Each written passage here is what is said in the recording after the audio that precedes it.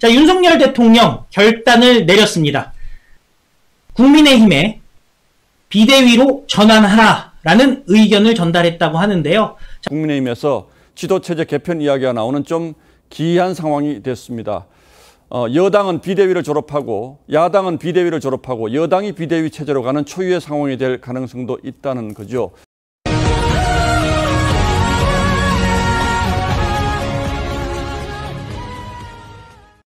권성동 원내대표가 이제 대표를 대행하는 체제가 아슬아슬하게 가다가 어제 대통령 문자가 노출되면서 더 이상 이렇게는 안 되겠다 이런 목소리가 커졌다는 거죠. 네, 그런 요구가 커진 건 사실입니다. 이 구급 공무원 발언과 문자 유출로 권대행은 두 차례 공개 사과를 했습니다. 예. 또 과거 검수완박 중재안에 덜컥 합의를 해줬다가 이 곤란해진 일까지 다시 거론이 되면서 이 소속 의원들과 당원들의 여론이 상당히 안 좋아진 상황입니다. 예. 현재 체제로는 위기 수습도 어렵고 여권이 힘있게 국정을 운영하기도 쉽지 않다는 판단이 깔린 겁니다. 자, 이런 목소리가 나올 만도 한데 그렇다고 현실적으로 비대위로 갈 수 있는 방법이 있습니까? 일단 당원상 조건은 두 가지입니다. 예. 이 당대표 권위 그리고 최고위원회 기능 상실인데요. 이준석 대표는 권위가 아닌 사고로 정리가 됐으니까 이 두 번째 최고위 기능 상실 상태가 되면 가능합니다. 최고위는 9명 가운데 현재 재적 인원이 7명입니다. 예. 4명이 사퇴하면 의결정족수에 미달되고 지도부 기능을 상실하는 비상 상황이 된다는 당원 해석이 나옵니다. 자, 그렇다면 4명이 사퇴해야지 이제 비대위를 꾸릴 수 있다는 얘기인데 이 관련해서 취재된 게 좀 있습니까? 네, 몇몇 최고위원들은 현 체제로는 한계가 있다고 해서 사퇴할 의사가 있다고 합니다. 예. 하지만 이 조수진 최고위원이 부정적인 것으로 알려지면서 이 비대위 전환을 아직은 단정하기는 어려운 분위기입니다. 예, 권성동 대행이 물러나면 조수진 최고위원이 그 다음이니까 이제 그 다음 대표가 될 수 있다 이제 이런 얘기인데, 자 어쨌든 오늘 일부 언론에서는 윤석열 대통령이 권성동 대표에게 직접 이제 그만 있고 다시 한번 잘해보자, 사태를 수습하자 이렇게 재신임 의사를 밝혔다 이런 보도도 있었는데 실제로 그랬을까요? 아마 오늘 뭐 진수식을 같이 하다 보니까 예. 그런 얘기가 나온 모양인데요. 저희가 확인한 대통령실의 기류는 정반대입니다. 예. 실제로 대통령실은 정무수석 등 다양한 경로를 통해서 당 지도부에 비대위로 전환하는 게 좋겠다 이런 의사를 전달한 것으로 취재가 됐습니다. 예. 권대행은 월요일에 의총을 열어서 재신임을 묻는 방식으로 타개책을 찾으려는 것으로 전해졌는데요. 일부 의원은 의총이 열리면 사퇴를 요구하겠다 이렇게 벼르고 있는 상황입니다. 예, 상황이 간단치가 않군요. 만약 비대위로 가게 되면 이건 뭐 조기 전당대회 열어서 새 대표 뽑겠다 이런 뜻입니까? 네, 비대위는 전당대회에서 지도부를 선출할 때까지 존속한다 이렇게 당헌에 규정이 되어 있습니다. 예. 다만 9월부터 정기국회가 열리고 이 국정감사와 예결산이 연말까지 이어집니다. 이 때문에 4-5달 정도는 비대위 체제로 가게 될 수도 있습니다. 예. 자, 그런데 오늘 윤석열 대통령과 친한 이철규 의원이 또 이준석 대표를 공개적으로 저격을 했던데 이준석 의원 쪽의 반응은 어떻습니까? 일단 좀 자제를 하는 모습인데요. 예. 이 양두구육에서 더 나가면 안 된다. 상황을 악화하는 언행을 자제하라며 좀 이 대표를 말리는 모습입니다. 예. 이 대표가 이렇게 계속 갈등을 빚게 될 경우에 비대위와 조기 전당대회 요구만 더 당내에서 커질 수가 있겠죠. 어쨌든 이 대표가 지난 대선 과정에 2차례나 당을 뛰쳐나가면서 큰 혼란을 야기했고 윤 대통령을 향해서는 뭐 국내산 유군이 이 비빔밥에 당근이니 연습 문제를 풀어야 돕겠다는 실제 내부 총질을 한다고 비판을 받았던 것은 사실이기 때문입니다. 예. 그래서 이철규 의원이 이 대표를 향해 지구를 떠난다더니 세상을 어지럽히냐 이렇게 얘기를 했는데 이 역시 이 대표가 본인 입으로 했던 말입니다. 나는 윤석열 총장 단독은 어렵다 보고 그래서 윤석열 총장이 좋은 업자랑 같이 결합되면은 굉장히 시너지 효과가 크다. 업자가 좋은 업자가 붙었어. 이준석한테 야 너 와라 이러면 어떡할 거야? 나는 대통령 만들어야 될 사람이 있다니까. 누구? 유승민. 유승민. 진짜 안철수 서울시장 되고 윤석열 대통령 되면 어떡하냐 이렇게 얘기하더라고. 지구를 떠야지. 지구를 떠야지. 지구를 떠야지. 지구를 떠야지. 자, 윤석열 대통령 결단을 내렸습니다. 국민의힘에 비대위로 전환하라라는 의견을 전달했다고 하는데요. 자, 저희가 이렇게 단어 선택을 할 때 솔직히 말씀드리면은 조금 조심스러운 부분이 있어요. 왜? 좌파들이 또 물어뜯을 거 아닙니까? 사실상 윤석열 대통령의 그 결단 그리고 지시로 볼 수가 있는 것입니다만은 그거는 이제 제 표현이고 의견을 전달했다 이 정도로 말씀을 드리는 게 더 분탕자들의 공격을 막아내는데 도움이 되겠죠. 자, 윤석열 대통령이 지금 기본적으로 지금 당에서 현 체제, 그러니까 직무대행 체제로는 돌아가기가 힘들다. 특히 자꾸 직무대행이다.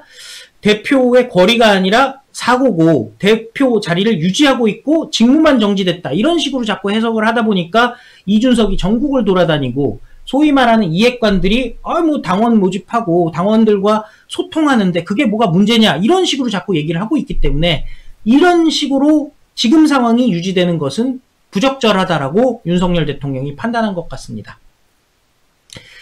자, 그래서 지금 국민의힘에서 지도체제 개편 얘기가 나오고 있습니다. 비대위로 가는 초유의 상황이 될 수 있다라고 하는데 지금 비대위 체제 얘기가 나오고 있습니다. 몇몇 최고위원들이 현 체제로는 한계가 있다고 판단해서 사퇴할 의사가 있다는 얘기까지도 하고 있다고 합니다. 그러니까 대를 위해서 내 최고위원의 자리, 소를 희생하겠다는 사람들이 있는 것이고 절대 나 최고위원 사수해야 되겠다 생각할 사람 2명 정도는 있는 거 여러분들 아시죠? 예, 김용태, 정미경은 꼭 잡고 있겠죠. 그런데 문제는 조수진 최고위원은 그 사퇴에 대해서 부정적인 것으로 알려지면서 비대위 전환을 단정하기 어려운 분위기도 있다고 합니다. 그러니까 조수진 최고위원도 최고위원을 내려놓을 생각은 없다. 이런 얘기가 나온다는 겁니다.